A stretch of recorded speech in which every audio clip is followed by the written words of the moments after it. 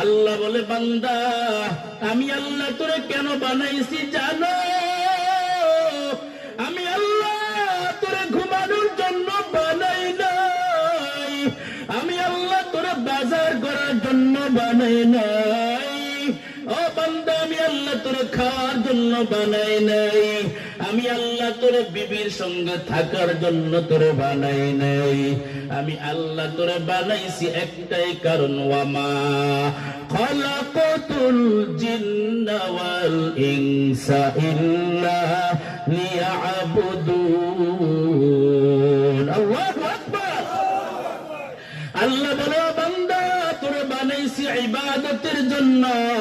প্রশ্ন করতে পারেন হুজুর বাজারে যাবো কি গুনাহ হবে? আল্লাহ ডাক দিয়ে কয় না না, বাজারে যদি নবীর তরিকায় যাও বাজারে যাওয়াটাও তোমার নেকের পাল্লায় ওজন করা হবে।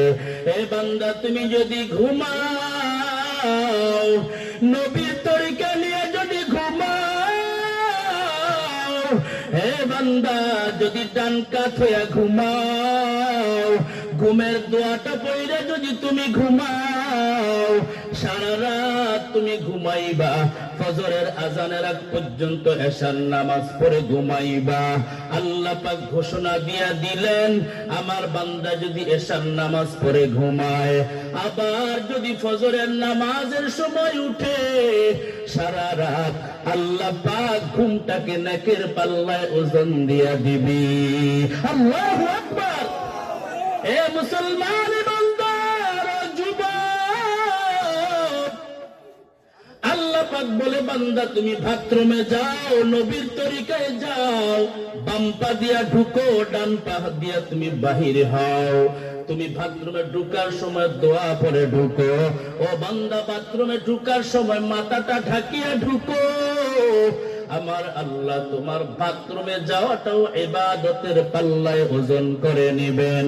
এরে আল্লাহর বান্দা তুমি যদি বিবিকে সময় দাও, সন্তানকে সময় দাও, বান্দা তুমি যা কিছু করো না কেন বান্দা সব যদি আল্লাহর হুকুম অনুযায়ী হয়, দ্বিতীয়ত নবীর সুন্নতের মাপকাঠিতে যদি বান্দা হয়ে যায়, বান্দা তোমার সমস্ত ইবাদত সমস্ত কাজ আমার আল্লাহ পাক কুদরতের হাতে কবুল করে নিবি। আল্লাহু আকবার। আই বেরাদার দূরে বাসা জিয়ারে bod, यारे bod bod তোর বুয়া দজমারে bod। আরে আল্লাহর বান্দা আমার আল্লাহর মতো দয়া করো না, আমার আল্লাহর মতো মা করো না।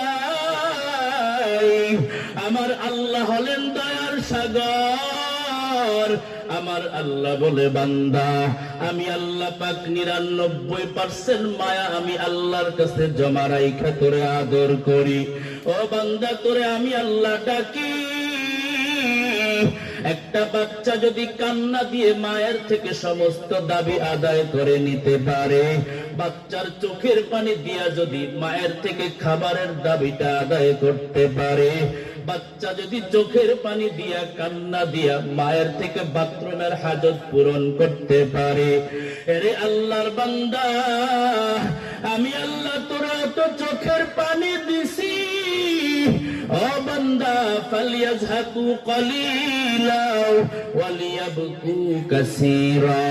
ও বান্দা কম কম হাসো আর বেশি বেশি কান্না লাগায়া দাও।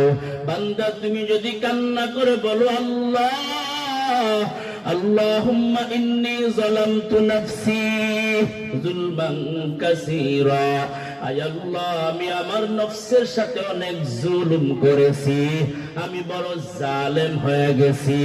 ও আল্লাহ আমারে মাফ করে দাও, গুনাহ নিয়ে তোমার কবরে ঢুকতে চাই না।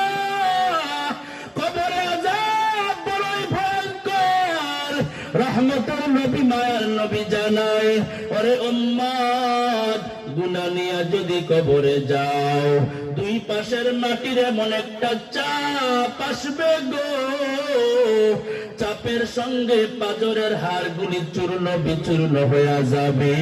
আল্লাহ পাক বলে, বান্দা গুনাহ নিয়ে কবরে গেলে একটা না দুইটা না 70 থেকে 99টা সাপ আইসা কবরটা ভরিয়া যাবে। এরে আল্লাহর বান্দা, গুনাহ নিয়ে যদি মাওলা পাকের কবরে যাও, মোবাইলের গুনাহ, হাতের গুনাহ, পায়ের গুনাহ, চোখের গুনাহ, ও বান্দা যদি নিয়ে কবরে যাও, জাহান্নামের আগুন আইসা কবরটা ভরিয়া যাবে।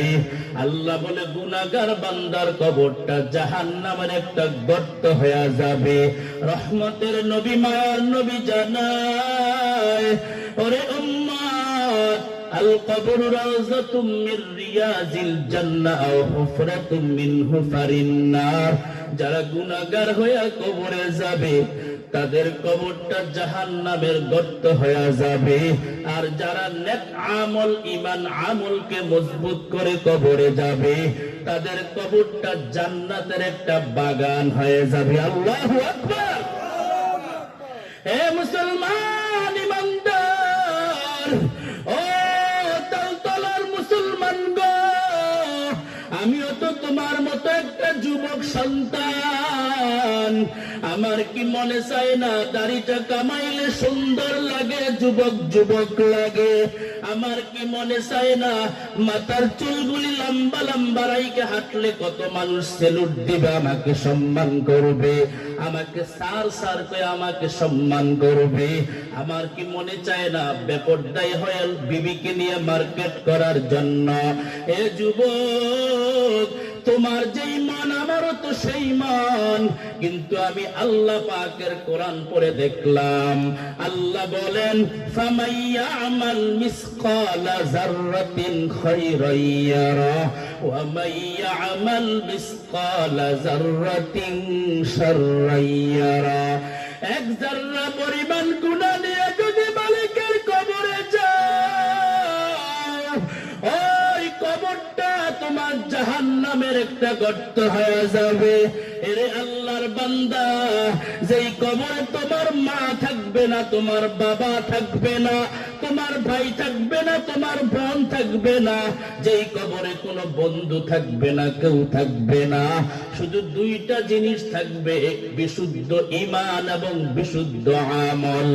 এ বান্দা, পরিশুদ্ধ ঈমান নিয়ে কবরে যাও এবং পরিশুদ্ধ নেক আমল নিয়ে কবরে যাও।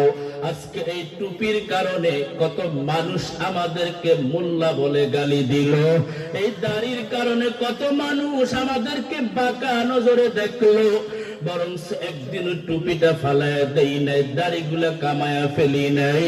কারণ আল্লাহ পাকের আযাব বড় সত্য। আল্লাহ বলেন, ইন্না আযাবি লাশাদীদ, নিশ্চয়ই আমি আল্লাহ পাকের আযাব বড় কঠিন।